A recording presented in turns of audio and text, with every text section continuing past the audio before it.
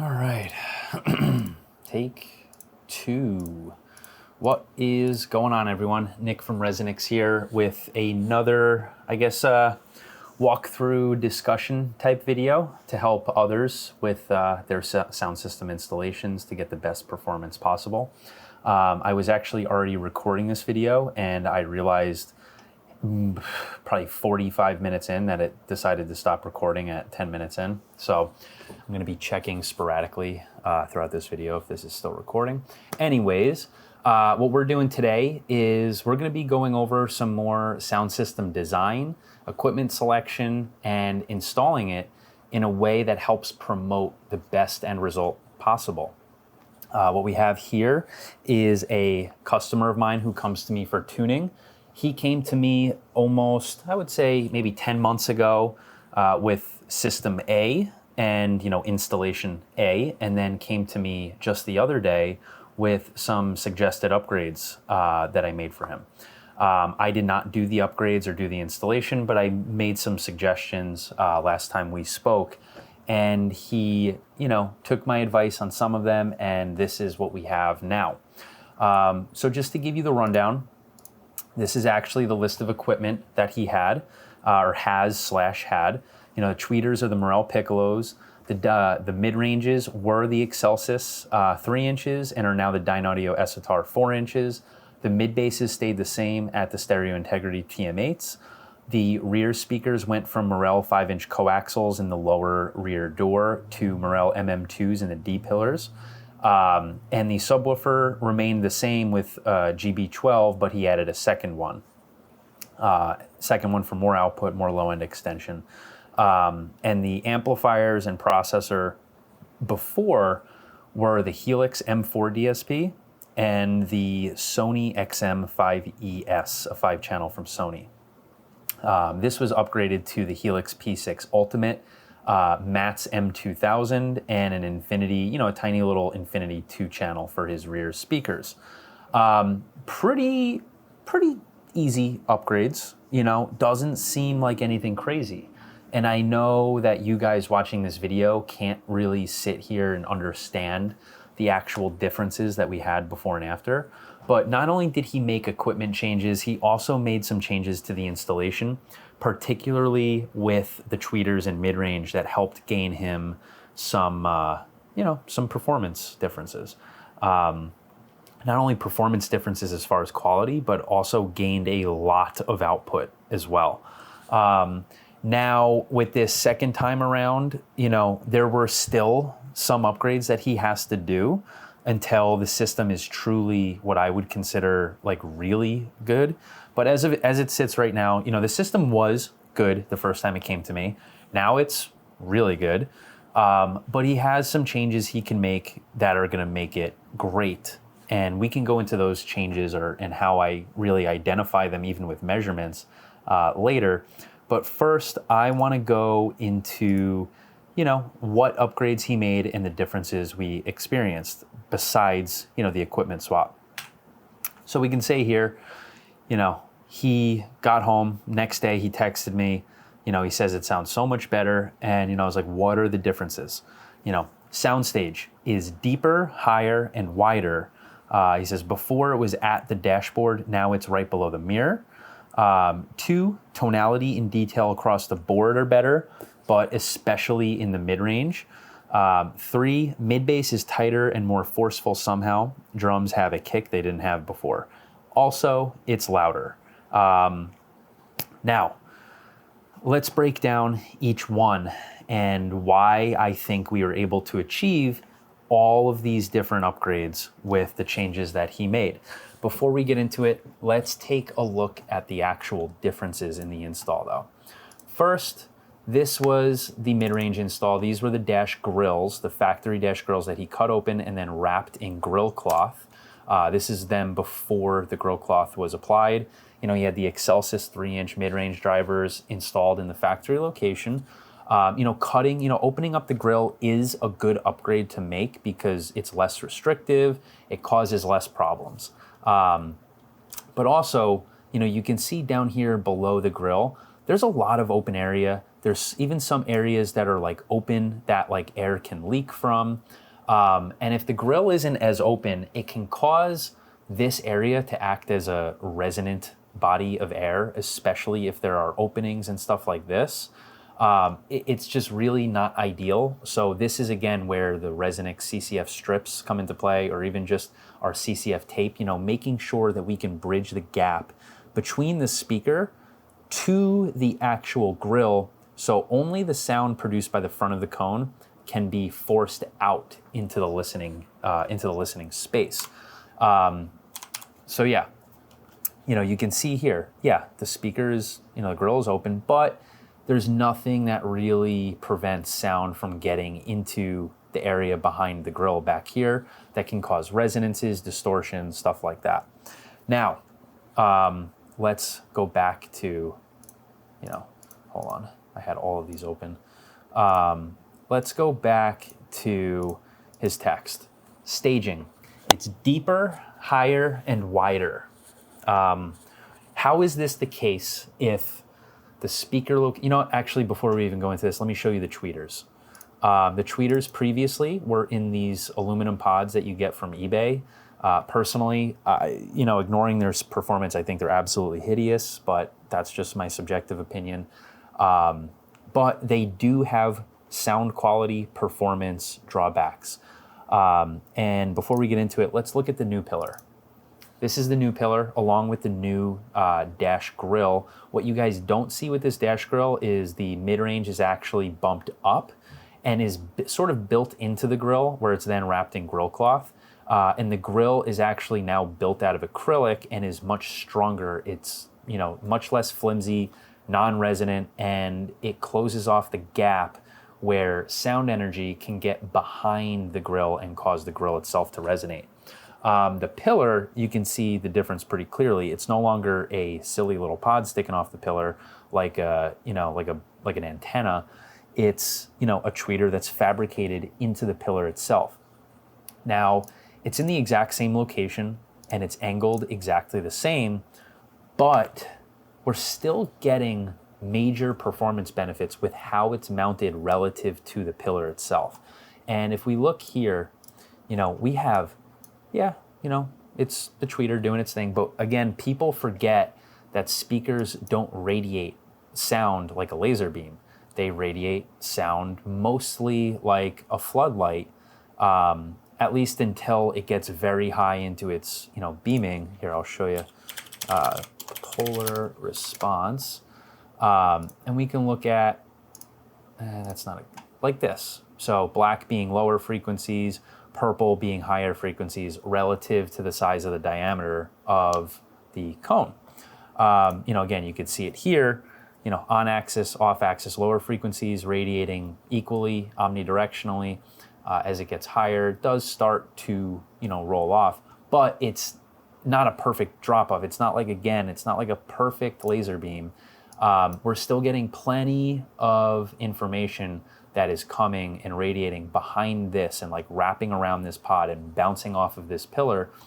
For high frequencies, this is a pretty far distance there and back to meet with the initial direct response that is going to cause cancellations and a very smeared and drawn out impulse response.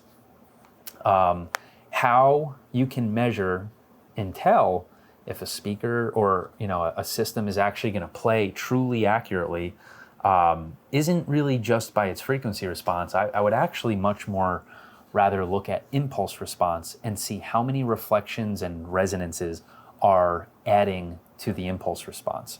The less added to it, the better. Frankly, regardless of frequency response, in my opinion. But again, these different reflections, these different resonances that, mostly reflections of the tweeter. Tweeter's not really going to resonate. But the reflections that are going to be caused by the tweeter, and then the resonances and distortions that are going to be caused by the mid-range issue that we went over previously, those are going to be cues for your brain and ears to decipher as location. The more that's going on, the more that our brain can hone in on a specific location. What I'm getting at, again, if this grill is resonating and then there's weird resonances going on down here and then there's weird reflections going on down here that, come out at a later time interval and gets mixed in with the overall response, and our brain can hear all of that, even though we don't exactly like hear it, we still hear it. Our brains still pick up on it, and that causes location cues. And this is exactly where I think we got a much better, deeper, higher, and wider soundstage because we eliminated those cues from the equation. Going to the pillar, instead of it being able to wrap around and bounce off all over it, we have a much shorter, distance to its reflection all around here. And that distance is actually even all the way around, and it can combine into just one dip instead of a bunch of different distances that can cause all of these various, problems, all of these different cues that can affect the frequency response, impulse response, and again, draw our ears to specific locations. And also just make tuning more difficult and have a less clean, end result. And again, I know I want to throw in a disclaimer. I know I'm saying like, oh yeah, like the reflections, right? There's obviously plenty of other reflections going on here, but we took care of a big one right here, and it paid off. We can actually look at it. This is the before. These are some of the before measurements from the first tuning that I did. Let's look at the right tweeter. This actually looks pretty decent. Now let's go to the first round of measurements from the second tune. We'll see here. All right, everyone. Like I said, my recording software has been acting up. Sure enough, it stopped recording, and I'm going to try my best to get back to where I was. So where we left off is we were going to compare, the two A pillars, the before and the after, and how the frequency response and, of course, the impulse response, which I don't actually have measurements saved of, but how the frequency response is affected between these two mounting styles. Remember, it's mounted in pretty much the same location or very similar location, and is mounted at the same angle. The only difference is, again, the proximity of the diaphragm to the A pillar itself on the front and also around the rear as well. Sound does diffract and go around, something you got to keep in mind. But yeah, anyways, here is the before on one of the tweeters. This is the right tweeter. This is, mounted in this configuration before any equalization is applied. And then this is going to be the frequency response before equal mounting. We could see that right here. And out of the gate, we have a much flatter frequency response, something that's easier to work with, that's more predictable, that's more normal, and even has more output across the board and more output in higher frequencies. So we're not having to boost or we're not having to cut just to compensate for the poor mounting and, I guess you could say the unideal installation of that tweeter. Again, this is not perfect by any stretch of the means. Any speaker installed in anywhere in a car, no matter what, no matter how, is still going to need equalization if you want it to be proper. But this is definitely a much cleaner starting point than this. And again, it purely came down to mounting, from one of these pods to doing something that's fabricated in a way that makes sense. Now, for anyone watching this, there are ways you can try to fabricate an A-pillar and screw it up or make it even worse than what this is. So just because you see me here talking about, oh, fabrication is better, definitely do the fabrication, doesn't mean that it's automatically better. There's a lot of things to consider. Any of these videos with me or with Peter or anybody for that matter, like there are a lot of nuances that like we really don't get to go into detail on because there's just not enough time in the day for that. There's not enough time in a given video for that. So yeah, you know, this was done pretty correctly. My only complaint would be I wish it was a little bit higher, but that's kind of an aesthetic choice that some people make. They do want it mounted lower because up higher does look a little weirder. And also it can be, as you can see, you know, the pillar is at an angle. It can bring it closer to you, but I find that getting it a little bit higher, you know, closer to eye height does help bring the soundstage up even further than, you know, down low. But as we saw in his text message, you know, soundstage is right below the mirror now, which is really good. So to recap, you know, this first point here, staging is deeper, higher, and wider. Why is that? Because again, we reduced the amount of interactions from a signal that is not directly from the speaker itself. That is not the direct radiation of the speaker itself. It's either out of time reflections or resonances or rattles or anything from, you know, the grill or the airspace underneath the grill or the holes that allow the rear wave of the mid-range to interact with the front wave of the mid-range. All of these things contribute to localization cues that our brain can actually pick up on. So by eliminating those in the mid-range and tweeter frequencies, we're able to achieve a much better soundstage. Where I think this car needed to improve, and I actually told him this needed to improve when he left, was actually in the lower frequencies. And we actually had the exact opposite effect. Not that anything changed, it was just, you know, nothing improved, and the problems were, you know, resonance causing staging issues and frequency response issues and just overall accuracy issues.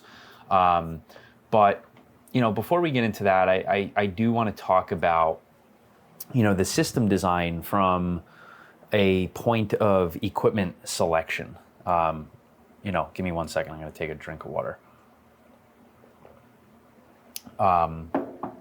Yeah, I want to talk about system design from the aspect of equipment selection.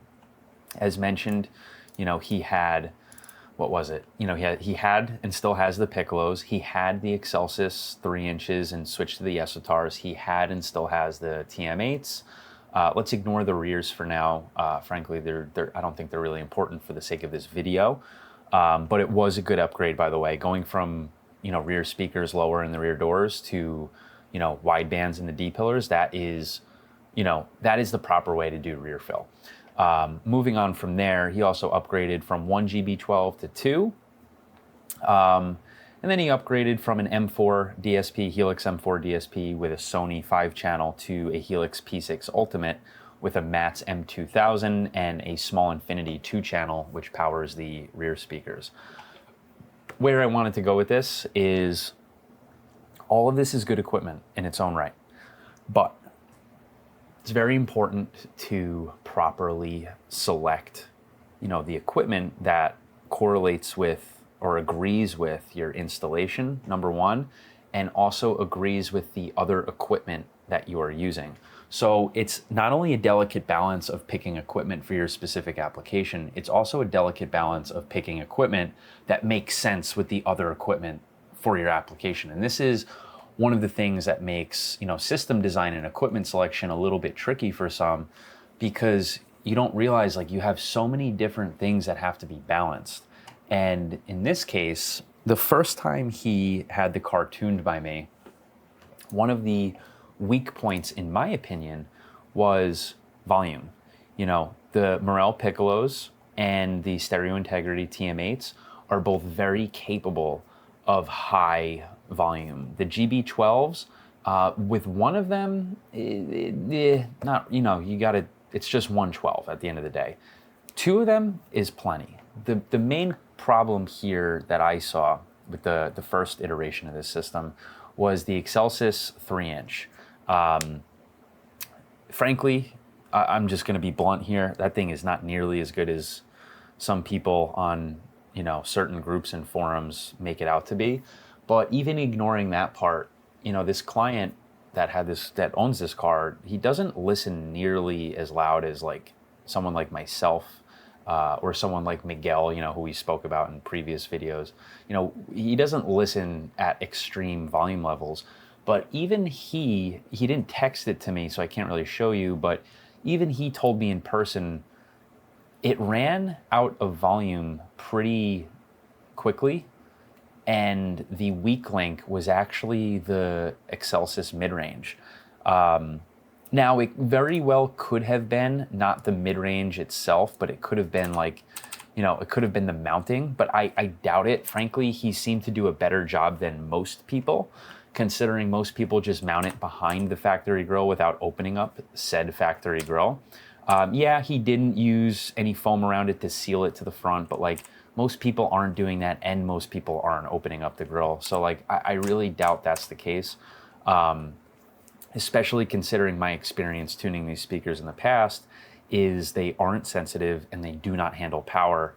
And they definitely struggle at higher volumes. And, you know, this customer experienced that where, you know, he had everything else in line was really nice and really capable of, you know, something impressive. And that one piece of equipment was his weak link, at least as far as great sound quality at high volume. Now, I want to show you exactly what the difference was. This is the first tune.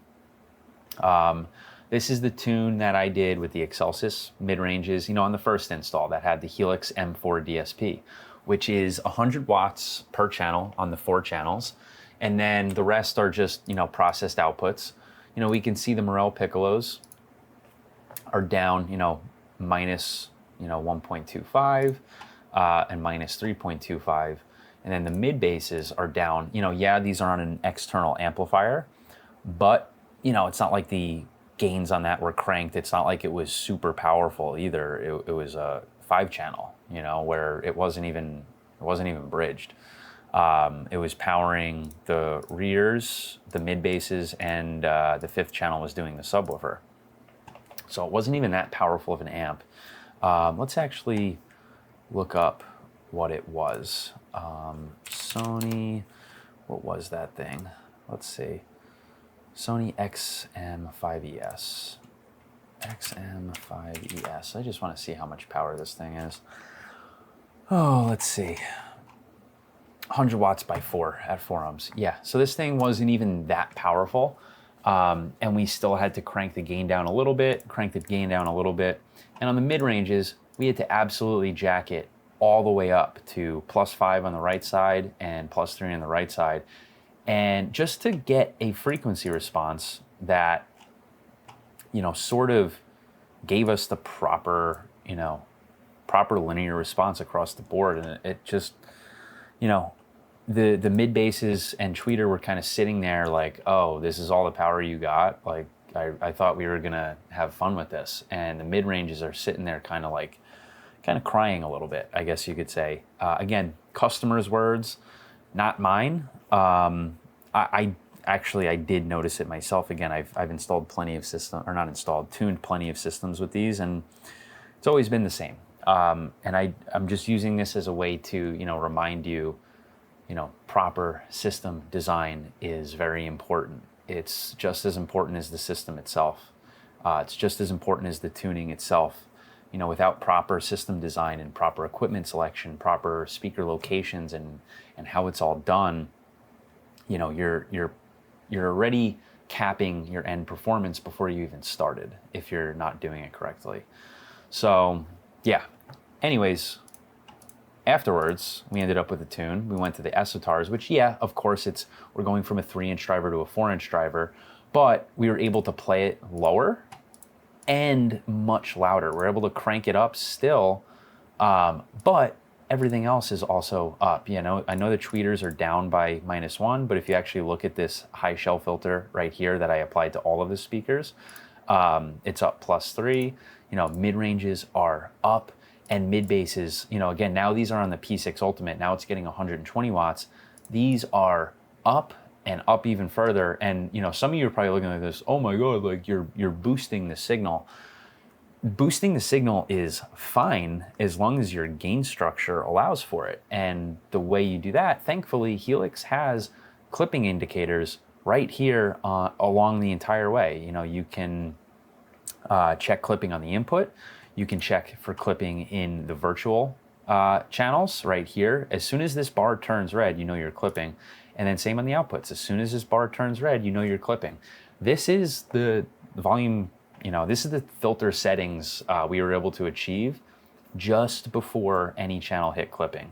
And I even actually, I had this up to, I think, +5, and then I brought it down a little bit just because now the doors themselves and or the mid-bass drivers were, you know, the mid-bass drivers themselves were the weak point because, you know, getting it so high in volume, like the doors and mid-bass drivers are going absolutely berserk.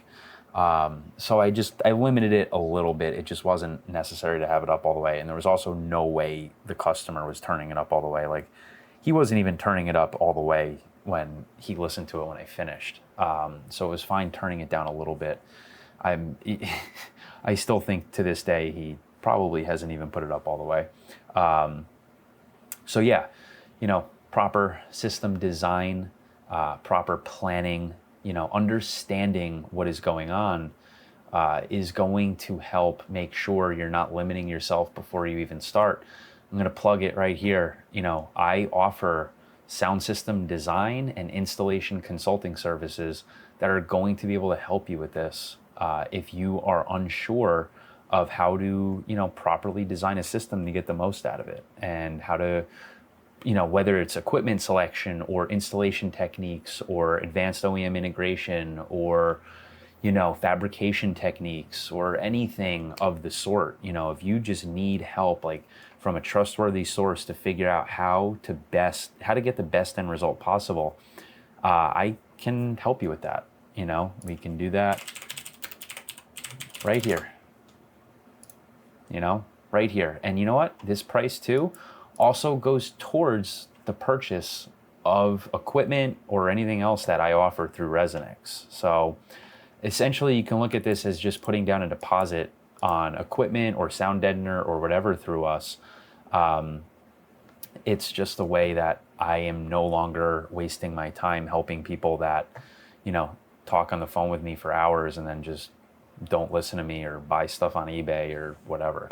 But anyways, back to what we were talking about. Again, proper system design, proper equipment selection, proper installation is all very important. Something we can also go over is, let's see. All right. Tonality and detail across the board, but especially in mid-range is better. I don't know if we went over this in the last video. Like I said, I recorded this a day and a half ago, the first half. But just to touch on it again, you know, obviously we're swapping the mid-range driver. You know, the Excelsis mid-range is a okay driver from a detail and tonality perspective. But I am mostly attributing this, I think, to the installation where we no longer have the stock grill that has the potential to resonate any of these other areas, pockets of air that are able to resonate, any, you know, cancellation that could be happening under here, any of these buzzes. You know, it's a much more solid mounting situation now where that's no longer the case for this mid-range. And it's also, you know, even with the grill, I know you can't really see it in this photo, but like the mid-range is pretty much perfectly even with the grill itself. And is no longer even sunken behind it. And there's also foam that that bridges the gap in between the edge, you know, the outer flange of the mid-range to the acrylic grill that is now in front of it. You know, something like what our ResoNix CCF strips do. You know, making sure that all of the energy is funneled into the listening space instead of you know, allowing some of it to go behind the grill and cause resonances and distortions. Oh yeah. So what else do we got? Let's go back to that list. Mid-bass is tighter and more forceful somehow. Drums have a kick they didn't have before. Also, it's louder. We went over the louder portion. So mid-bass is tighter and more forceful somehow. I actually explained this to him, why that is the case in person. Even though he did not change anything with the mid-bass driver or the mid-bass installation, it comes down to a few things. You know, what goes to accurate mid-bass? There's a lot of things. You know, the installation itself, obviously proper equipment selection, proper enclosure design, you know, if you're doing enclosures, or you know, making sure your quote unquote enclosure, the door is properly deadened, the panel is deadened, the grill is not restricting, you know, the amplifier can deliver clean, responsive power. You know, all of these different things can go into it, but there was a few things in his particular situation that attributed to it. Number one is, I'm gonna be honest with you guys, anyone that is really good at tuning is not going to be doing the same level of tuning for a lesser install than they are for a higher, you know, a more capable install. Like in this case, like frankly, I'm not gonna put 110% of my effort into something like this that's like not going to sound great anyways. It's gonna sound good, but like sitting there and diving into the details is gonna do nothing but waste time, because at the end of the day, the install itself is the limiting factor, not the tune. So I'm not saying I like, you know, gave him a bullshit tune or I like didn't really care. When he left the first time, he was super happy with the end results, enough so that he, you know, was excited to come back for more once the install was finished. And, you know, after I gave him the tips on like things he could do to improve it, and then how we can, you know, come back for more tuning and, you know, make it even better. But it's like, you know, if there's problems with the install, you're not going to be able to tune your way around it. So there's no point in sitting there and diving into details that like are really monotonous and really difficult to iron out if the rest of the install just isn't agreeing with it, you know? So this go, I did spend a little bit more time, you know, diving in and adjusting a few different things, including in the mid-bass, even though he didn't change them. You know, the tweeters and mid-ranges were performing much better. So I was like, okay, like let's really work on these mid-bass drivers and you know, try to get them matched in performance to the mid-range and tweeter. Not that the speaker itself isn't capable, but actually his install was the problem. The install is solid, but I don't have any photos of it. But he is using, you know, frankly, he's using lesser quality sound deadener on the door panels itself. He's using, this is Noico sound deadener. This is the same stuff he's using on his door panels. And, you know, I'm not trying to sit here and tell you like you're not gonna have a good sounding car if you don't use ResoNix sound deadener in your doors. But at the same time, how do I put this in a way that's like not blatant? I mean, I guess I might as well just be blatant. You know, what the hell is the point of doing, you know, $1,000 tweeters and $1,500 mid-ranges that perform at like the highest level if your, you know, most limiting factor in a typical car audio install is going to be the door panels themselves, where you're going to use some Amazon bullshit sound deadener that is much lower in performance. You're gonna have a ton of resonance caused by that door panel itself, especially when you're using a monster 8-inch mid-bass driver, such as the Stereo Integrity TM8s. You know, these things are capable of moving serious amounts of energy. And if you think that some subpar sound deadener on your door panels is gonna cut it, like, you're out of your fucking mind. Excuse my language, and sorry to be like so blunt about it, but like, you know, there's so many people that are like, oh, like you don't need it. You don't, yeah, sure. No one needs any of this, by the way. Your car came with a sound system. I don't know if you know that. No one needs this stuff. But if you're gonna sit here and like try to actually put together like a really good system and do it justice, and then half-ass it on the most important and most difficult part of the entire install, then what are you even wasting your time for? You know, like I said, on this second tune, I lowered the output. You know, this was up to like +5 or +6, I don't remember. And I dropped it down a significant amount because the doors were going crazy. There wasn't any rattles, but what there was is resonance. There's a difference between rattles and resonance. Some people have a tough time identifying what resonance is. I think actually it was someone who I tuned the next day that I was showing the same thing on. I don't know if I actually showed this customer,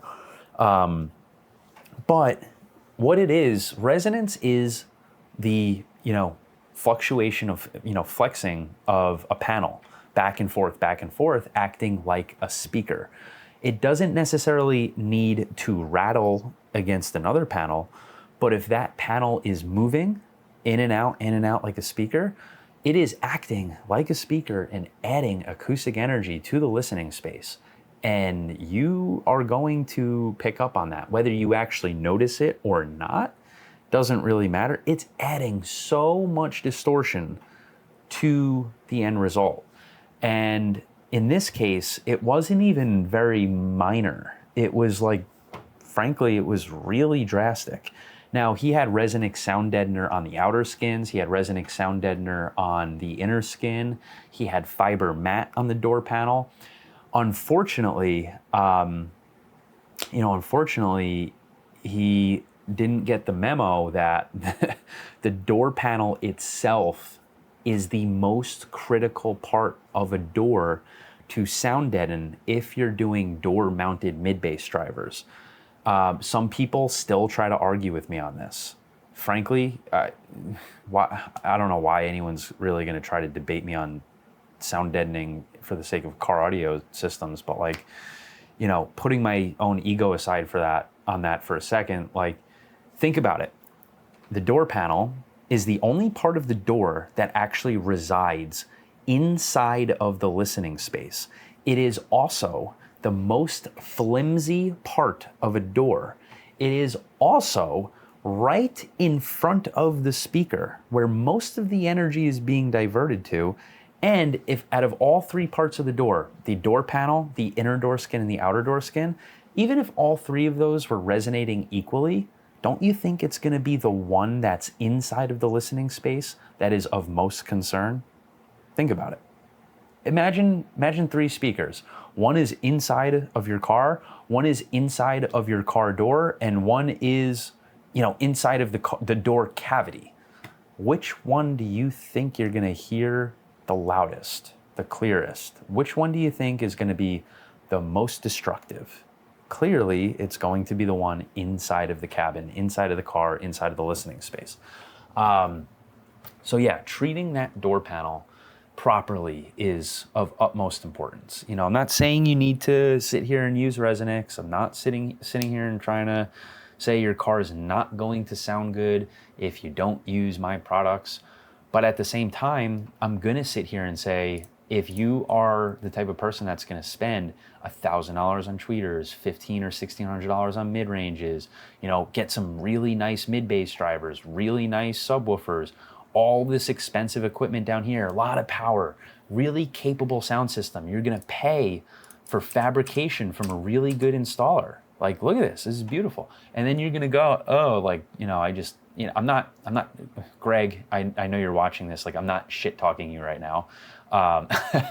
But, you know, I'm just using this as a learning example for the people watching. Do not like trip before the finish line. You know, make sure you're doing that right. You know, the difference in performance on the independent testing from the ResoNix Mega to the Noiko is something like 10 dB, which is 10 times the performance. Anyone here saying, oh my God, you're saying I could go with a mid-bass speaker that has 10 dB less distortion, you guys would go berserk for it. But for some reason, you know, you don't really correlate that difference when it comes to sound deadening a door panel or a door or anywhere else in your car. Got it. It just tells me you don't fully understand how this all works. Again, the resonance of panels inside of a car are adding more distortion to your sound system than anything else in your sound system. More than your amplifiers, more than your processor, more than the speakers themselves, more than your source unit, more than your fancy signal cables, or more than any of it.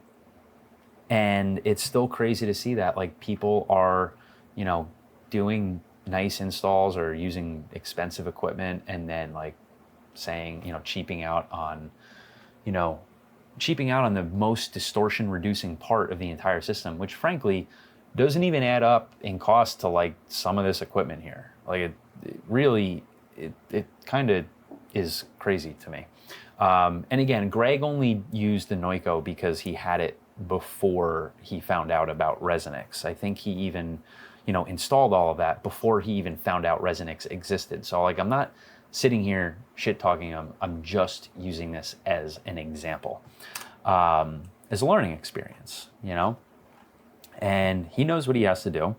But this brings me into another part. So let's go, I'm going to close these.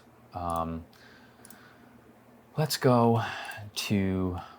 open up this first one. This is from the second round of tuning, like this. Then that's the first file where I did, you know, some measurements, and I just did a second file because, you know, Room EQ Wizard doesn't let you save or store an infinite amount of measurements. So I just did another round, saved them just so I can give you guys. Now, something I want to show you. I made a post about this not too long ago. Let me see, actually, if I can find it. Let's see.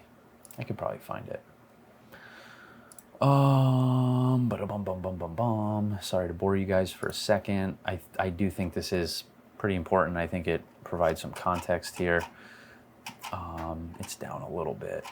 It was before finals, and it was before all of these videos. It was right here. Okay. The summary of this post is, you know, I do a lot of tuning. Like I do probably 2 in-person tunes a week at this point, but I don't post about them. I don't talk about them.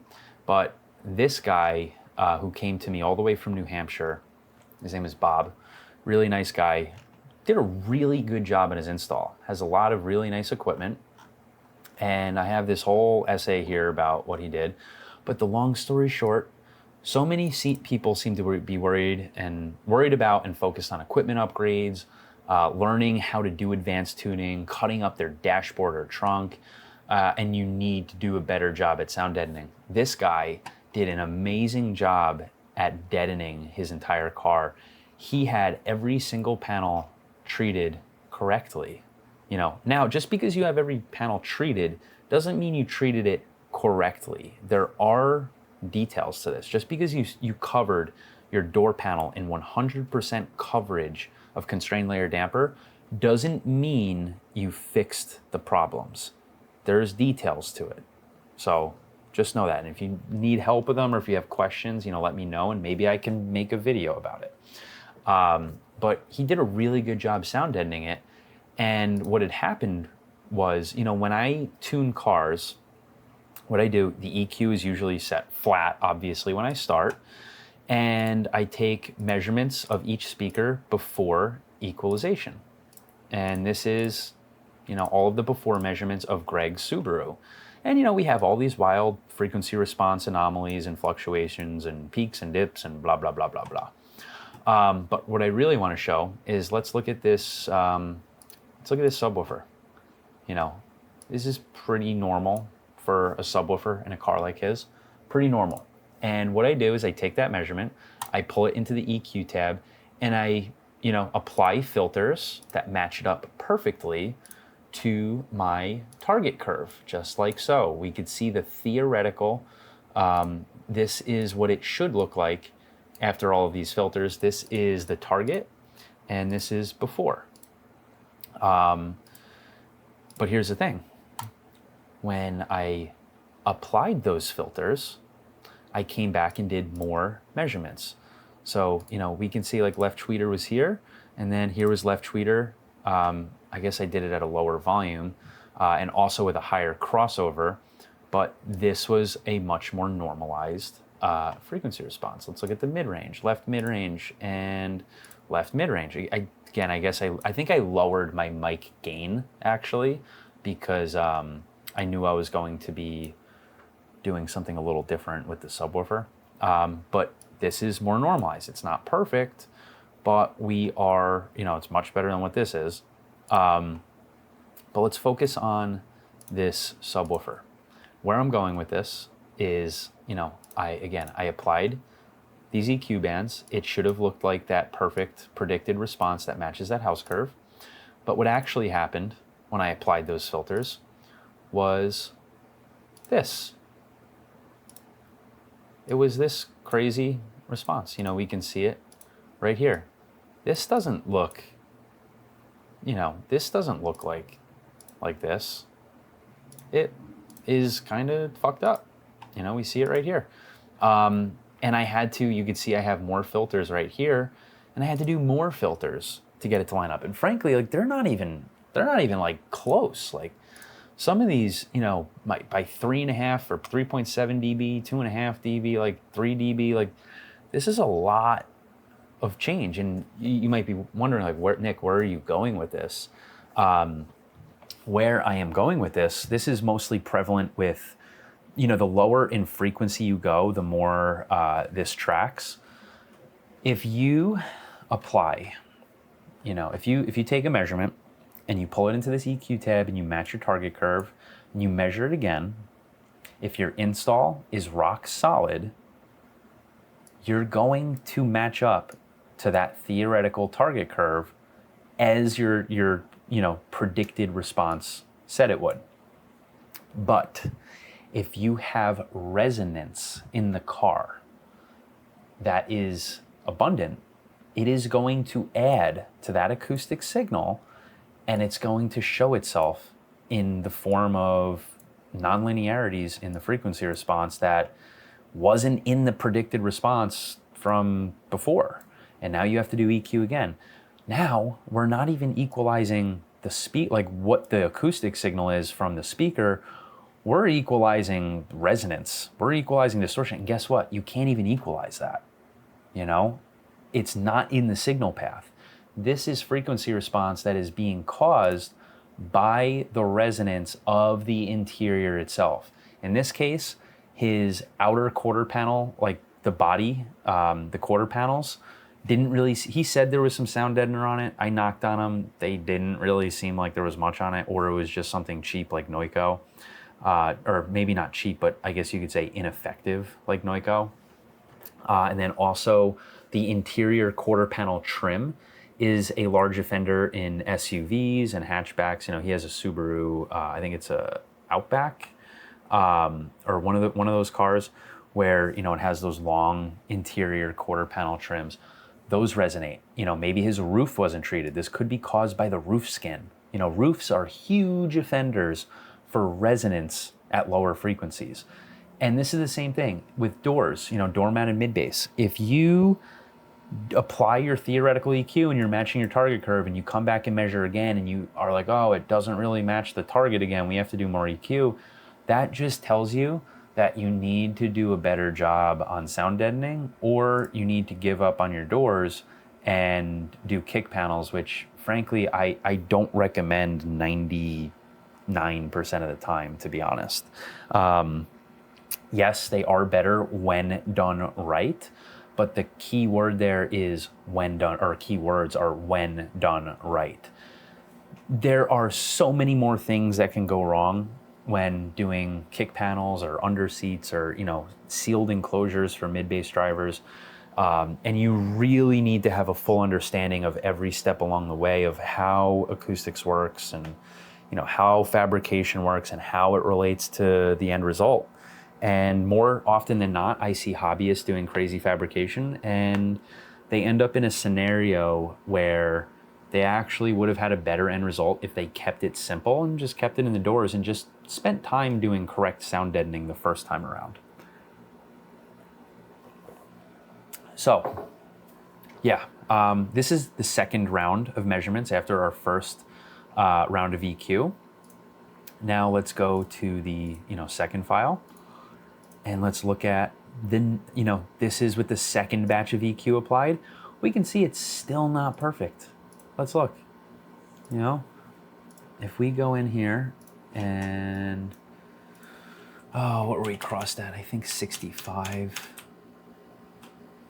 Like, this is still not that good.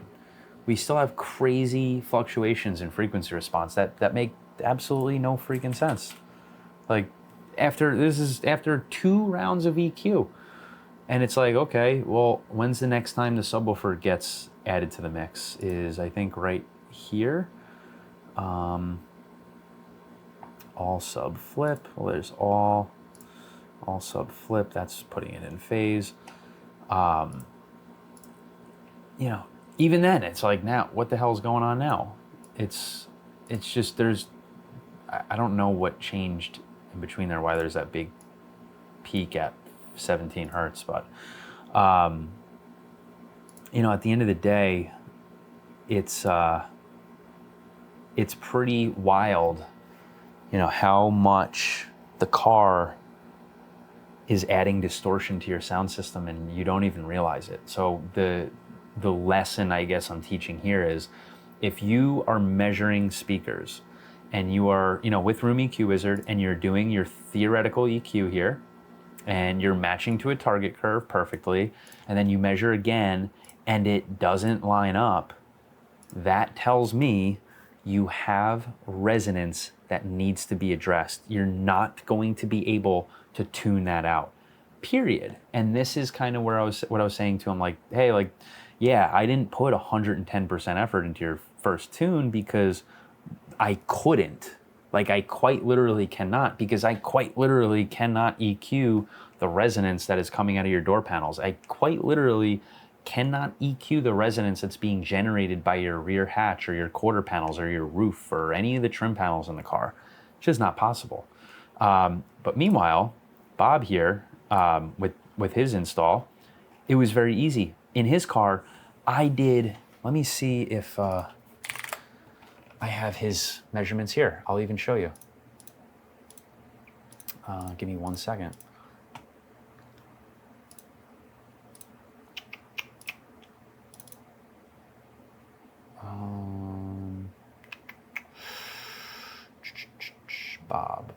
Bob. Oh, Robert. His name is Robert. Robert right here. All right, so by measurement, by ear, blah, blah, blah, blah, blah. All right, which one?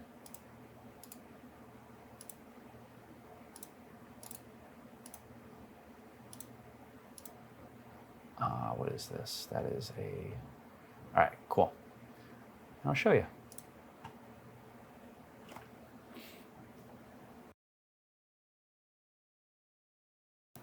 Subwoofer before measurement, right here. Is that it? No, right here. Sorry. I actually know why this peak is here, is actually because I messed up on applying a EQ band, because the Helix doesn't import EQ bands correctly below 20 hertz, and I forgot to manually adjust it. But other than that, let's take a look.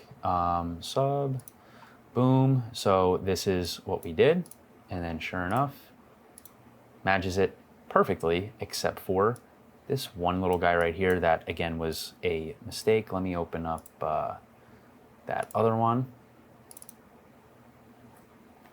And next is subwoofer right here. And sure enough, perfect. No questions asked. Like, it just did exactly what it was told. I guess that's the way you could put it. Like, when everything in your car is treated correctly, the speakers are the system is able to do as you're told. Let's even look at it from his mid-bass drivers. His doors were deadened very well. Oh my God, I have so many Room EQ Wizard windows here. It is this one right here. So let's just say, oh, this is a truck. So American trucks always have crazy frequency response which, you know what, might be perfect for this, just to show you. All right, so this was the before, this was the target, and let's see how it came out.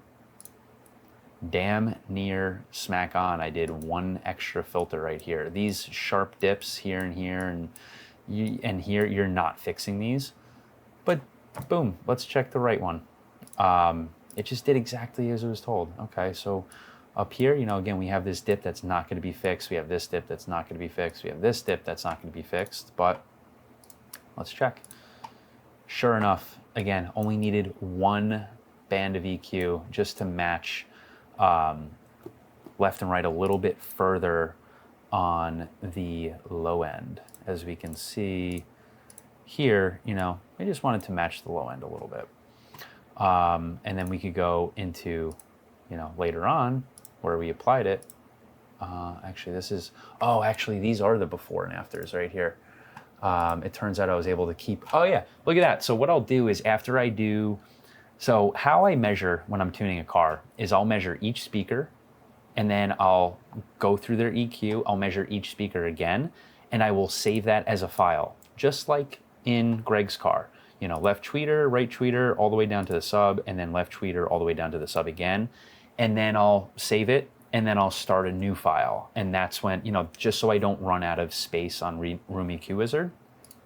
On Bob's, it turns out I didn't even need to do that because I didn't need to do 3 or 4 rounds of EQ because it just behaved perfectly.